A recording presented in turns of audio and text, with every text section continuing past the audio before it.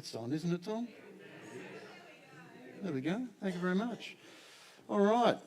Thank you for having me. It's lovely to be here with you this morning and open God's Word. And it's a joy to work with Tom at MST. I studied MST back in the 1980s when it was 90s when it was BCV out in Lilydale. So I've been there a long time and lots of friends there. And it's just been a wonderful part of my life and network. So it's a joy now to be back there on faculty and contributing in that kind of way in the lives of students and pastors and people who are serving the Lord in all sorts of missionary contexts as they research on those fields and think about that and work into that. It's also a joy to open Matthew chapter 6 with you this morning. I'm just slotting in as your church is going through the Beatitudes. So I don't know what anyone else is saying around this tour of Matthew chapter 5 through 7, but I hope I'm not heretical this morning. I hope that it all fits in just beautifully. Look, if not, I barrack for Collingwood, so just blame me for that. And just treat it as like some ongoing celebration that I've been involved in for the last 2 weeks. I don't know what happened 2 weeks ago. Right, so we're in Matthew chapter 6, and we're at the start of chapter 6. And if you have a look, just scan your eyes forward, you might notice in around about verse 9, some rather familiar words come to you. So that's the context of where Matthew is taking us as he recalls and records this Sermon on the Mount that his Lord Jesus gave. So I want you to, let's start together. Let's start by imagining, there are two great joys in life for me in the morning. There's probably more, but two that come to mind. One is the first sip of my coffee. It's just one of those great moments. But also the first bite of a really good apple. I really like that. So I just want you to imagine you've gone to the fridge or the fruit bowl and you've pulled an apple out and you're holding it in your hand. And you polish it and you clean it and it's there and it's ready for its first bite. That's one of those great joys in life for me. And I am known to give it a little bit of a spin and throw it in the air and let out my inner Shane Warne. And then I'll catch it and I'll look at it and I'll do it a few more times and then I'll think I better stop before I drop it and bruise it. And then you take that, right, are you all right with me? Maybe you should hold do you want to hold it with me? You got it? Now look at it. Can you see the apple in your hand? And then you're about to take that first bite, right? You ready? Let's bite. How good. And you can feel the juice falling down your chin and you get the bite right. So you just drink the right amount of apple out and it's just there and you're chewing on it and it's just, I don't know, it's a Pink Lady or Granny Smith, whatever's your favourite apple. And you're just getting into it. You know that feeling. It's just a wonderful feeling. Except this time, let me see if this works actually. Is this on? Tell me if that works. Is that working? Got a picture of a... Yep. Hang on. Where are we going?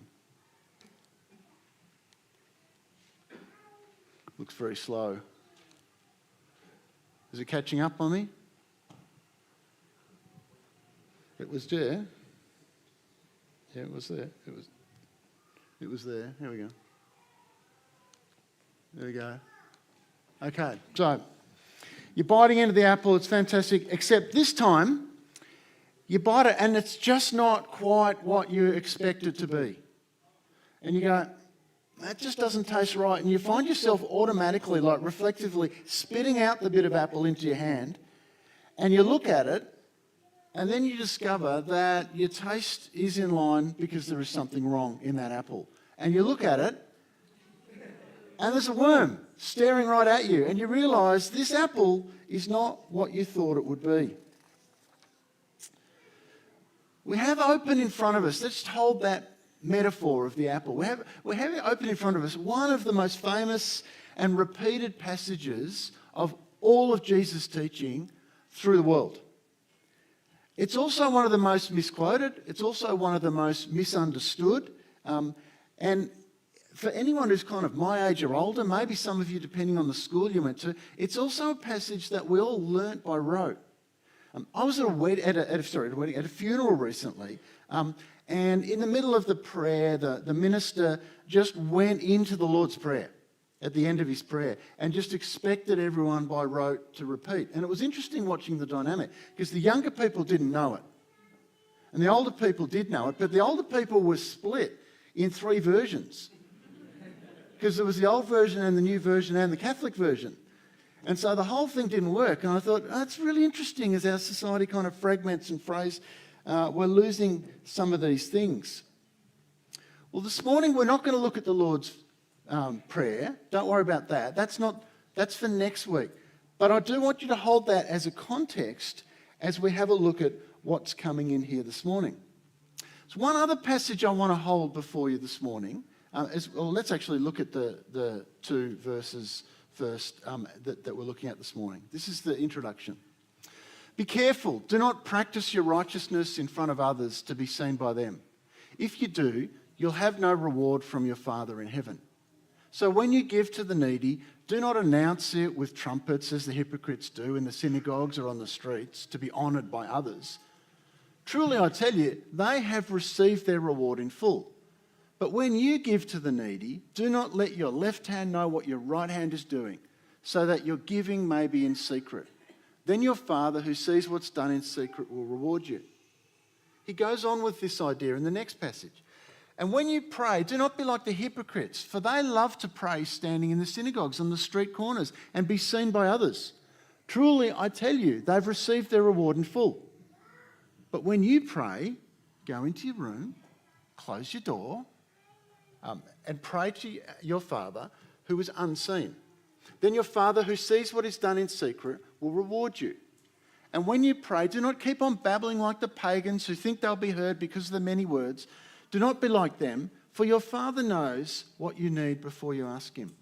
Matthew 6, 1-8. 2 contexts there about as we go into the Lord's Prayer. And what's interesting is there's like another piece of bread on the other side of the sandwich at the end of the Lord's Prayer that I just want to refer to, which is in verses 16 to 18. So then we go through the Lord's Prayer. You can look at that next week. But then it ends with this.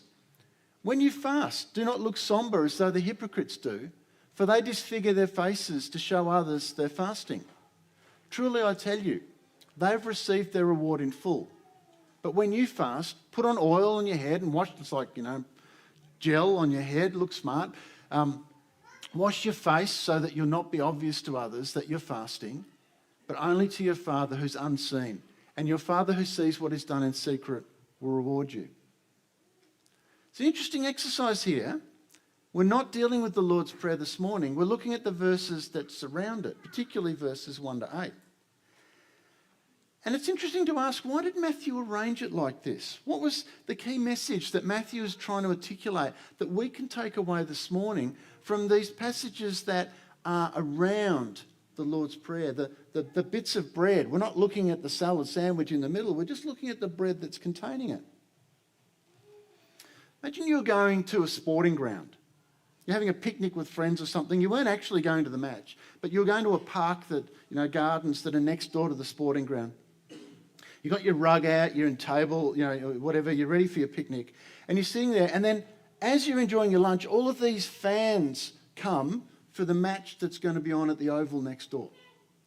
You don't really have any interest in the match, but you notice something. You notice the fans that are coming, you notice the colours that they're wearing, you're able to discern what teams they barrack for, and they go into the match. And you take no interest in the match, you just keep about your lunch, you're outside the ground.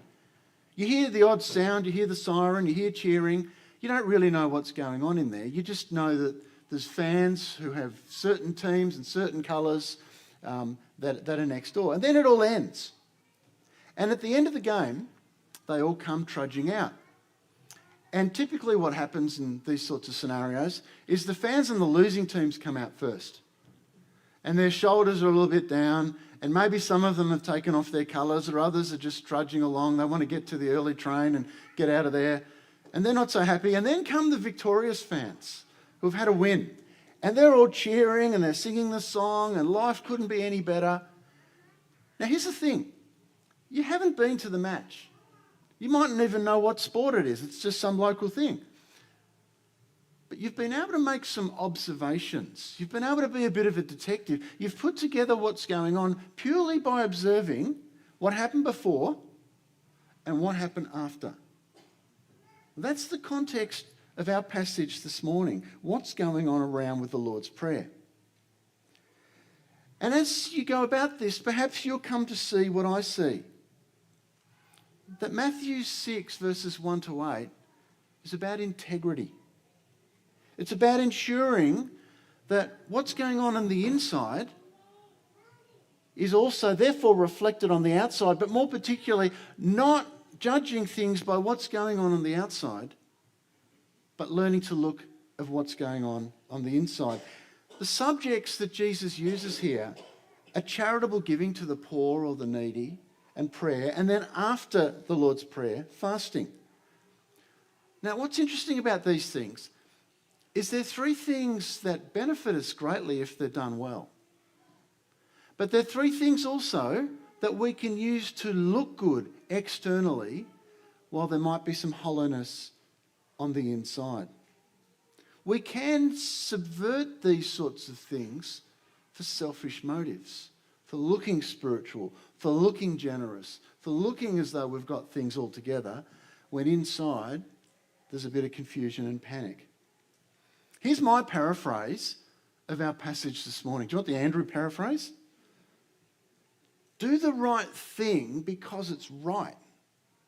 Not to be seen to do the right thing, and certainly don't do something different in private. In fact, to be fully certain, do these things in private so only God knows about them, and you don't present yourself as falsely boastful. That's the message that's coming to me. So suppose my wife's actually crook. She's had pneumonia. She's getting better, but she would have been here with me today, except she's not. She's at home resting. But just suppose she was here and she was sitting there, and suppose I had a nice big bunch of flowers and I presented them to her and I showed off in front of you all, and you thought, oh, he's so romantic. He loves his wife. He gives her flowers. It's all beautiful. And all the wives go, But I'm doing it here. It's the wrong place to do that, isn't it? Unless it's some kind of special occasion, like, I don't know, what, you won some award or something. But this is the wrong place for a husband to give his wife flowers. That's a private thing. And it would be even worse if I gave her the flowers, but when we're in private, I don't do things like that. Can you see the false boasting that would be coming out there? It's worse for me to give her flowers here to present something false than to not give her flowers. It'd be better not to give her the flowers than to do it here in this sort of forum. That's the message Jesus is trying to convey to us. Only do it if it's authentic. Only do it if it's consistent. But especially to make sure of that, do it in private, where the Father sees it and you don't have to worry about pride and boastfulness. It's a reorientation of the way that we're doing things. Look at the context of these words on the Sermon of the Mount, friends. Jesus, on the way through in chapter 5, as you've been learning, he's outlined the Beatitudes. Now, some people call them the Be Happy attitudes. And it's a bit sounds a little bit simple, but it's actually interesting because it's actually not far from the truth. Because the Beatitudes are about wisdom, but they carry this subversive message that if you live this wisdom, it is actually a key for happiness. It's actually a message that Jesus keeps repeating. Maybe not in the external kind of material way that our society still thinks happiness might be, but Jesus is really pure and sincere, and the idea that he's conveying here is this is the way to peace and joy and right priorities in life. And he's then in chapter 5, he's reframed the law, and it's in this setting that Jesus is now teaching on the mountain. He's helping people see that God's not interested in religious piety that's outward.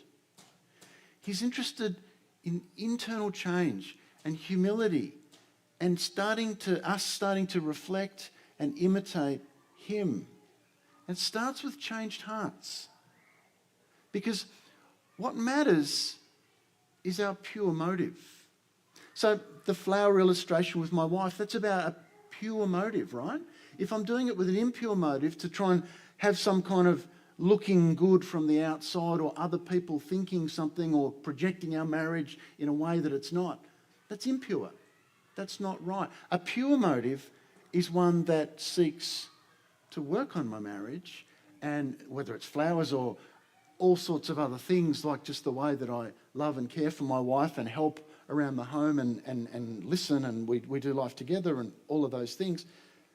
That's the pure motive side of the relationship, and that's intuitively, we know that's right, don't we?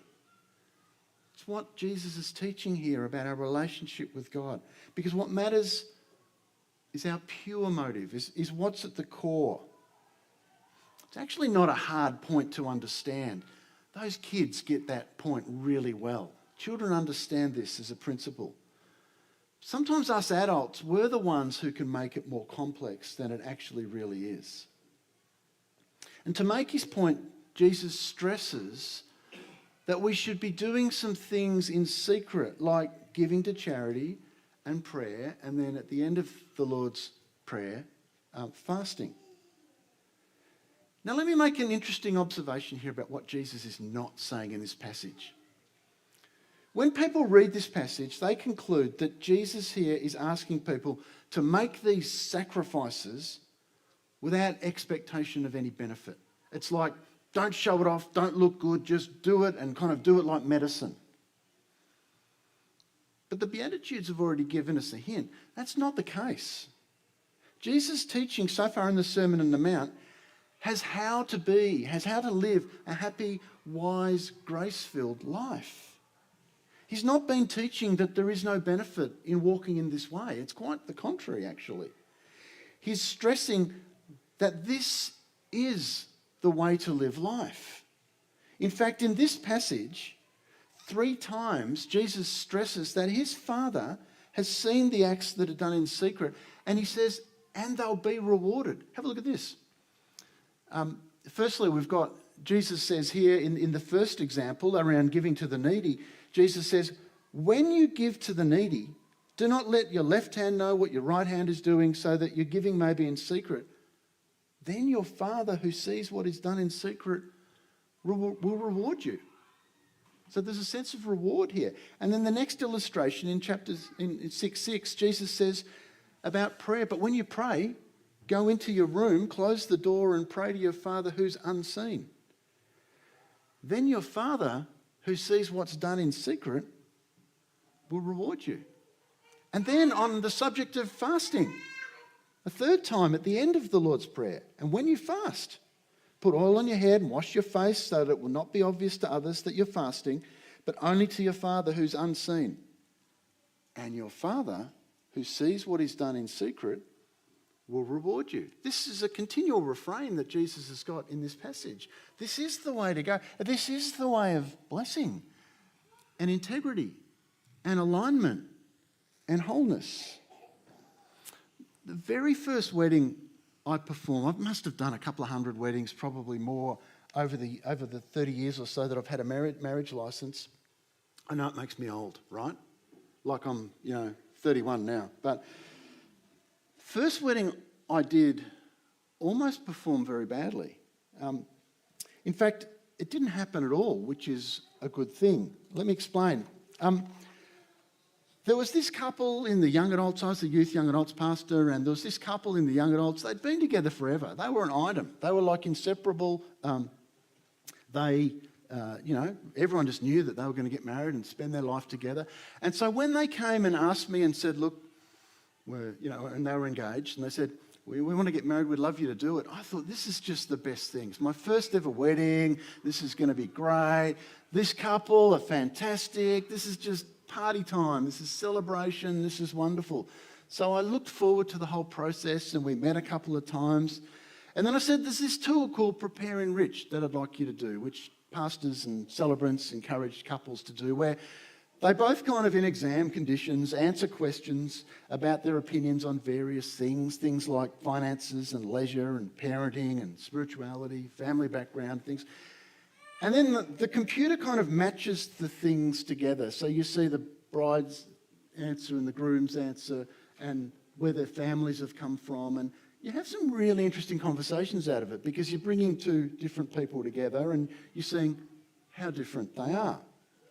So we did this and I thought, this is really meaningful and it's really nice to have this conversation as we went through all the stuff. The next morning, having had the conversation with this couple, and it went all night, and my wife was involved, we thought it was really meaningful. Next morning I get a call from the female, the prospective bride, and she says, Andrew, can I make an appointment to see you? I'd really like to catch up. And I go, yeah, of course, no worries. When would you like to do it? She said, actually, I'm in the car in the street. Can I come in? Okay. And so she walked in and sat down, and I realised straight away this was going to be a really serious conversation. And she just sat down and put it all out on the table. She said, last night I realised that as much as I love this person, we have nothing in common. Our financial attitude, our family background, our parenting philosophy, our leisure interests, everything is completely opposite. And we are not going to have a happy life together, and I need to call it off. So we went through a whole process as she called it off, and she called it off. And the next week he went on a plane and went to England and had a great time, and she went and got a haircut and enrolled in Bible college, and they went off in different directions. And 25, 30 years later, they are having a great life. They made a really tough decision, but it was the right decision.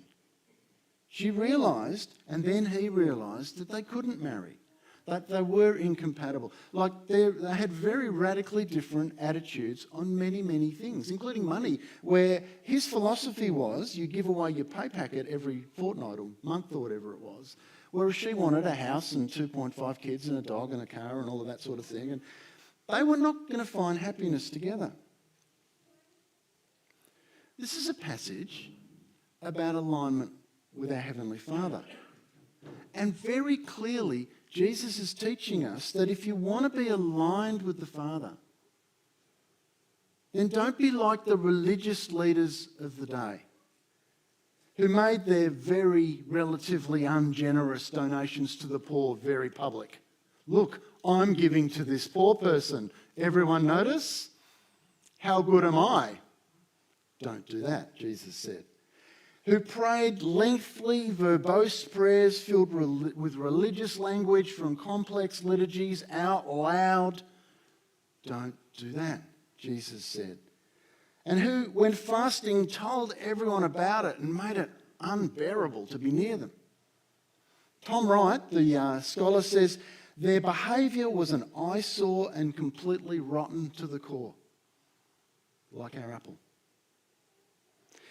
Jesus' teaching and Jesus' life and Jesus' ministry, friends, was instituting a whole new way of life.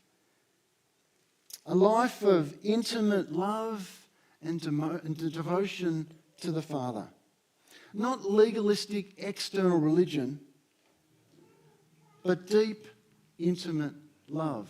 Soon in this passage, Jesus will tackle things like anxiety, and he'll tell us how to approach our Father and not worry about life and what we'll eat and what we'll drink and about our body and what we wear. Because he'll say, depend and align with the Father. And he'll say, seek first his kingdom and his righteousness as your priority, not the way this world does.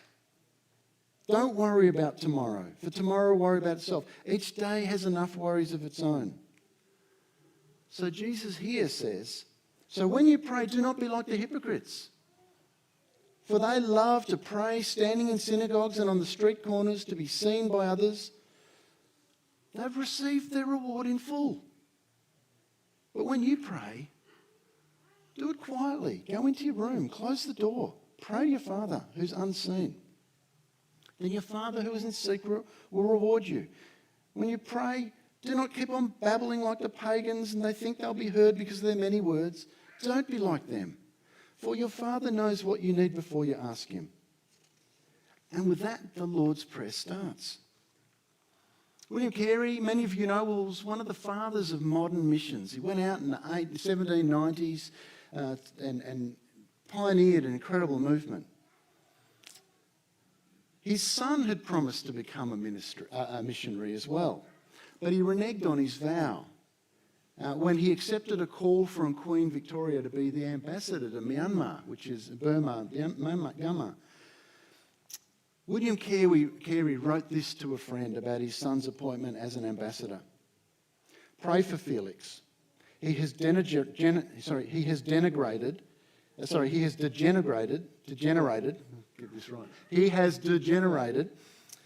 into an ambassador of the British government when he should be serving the King of Kings.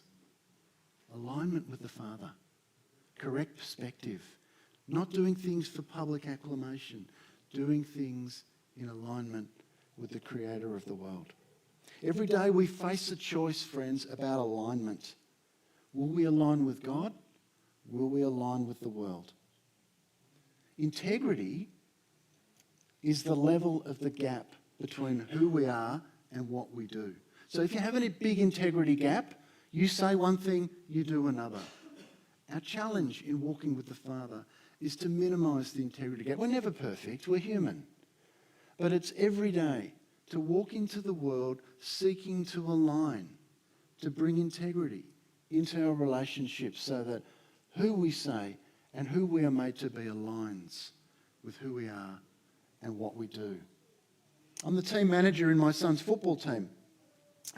I know a lot about football as a spectator, but I play basketball, so I don't know about football as a strategy. But I'm the team manager, and in the matches, there's only 4 adults allowed in the coach's box. There's the coach, the assistant coach, the runner, and the team manager. And so all of a sudden, I'm kind of referred to as a bit of the brains trust, even though I'm the wrong guy to come to for the brains trust in the football team. And it's under-19 Premier football, and it's a high standard. And there's aspiring AFL and VFL players. And so the coach would ask me for opinions and my thoughts about what was going on, because he's just wanting to feed out of the other 3 adults in the coach's box. I didn't have much to offer. And then one day, his name's Chris, and one day he took me aside, he said, Andrew, this is what you need to know. Here's the strategy. This is what we're trying to do. This is what the forwards do, the centres do, the backs do. That's the strategy, and this is the message I'm teaching the team.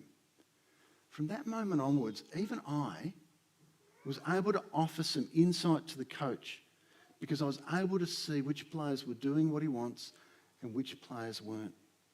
That's our task this week. That's our message for this week. We go into the world to love and serve the Lord, to build integrity, to walk with the Father. There is an invitation here, friends, and if the musicians want to come up, I'll hand the service back over. There's an invitation here, friends, from Jesus for us to partner with him, to walk as his hands and his feet, to read the signs, to look at the people all around us this week, those who know him and those who don't, and serve him and align with him at work, at home, at school. Don't be like the pagans who babble. Don't be like the religious leaders who show off. Be Jesus, hands and feet, right where you are. No one else can do it, friend. Do it humbly, do it quietly, and keep working on that integrity. And God will meet you in that. May God bless you. Amen.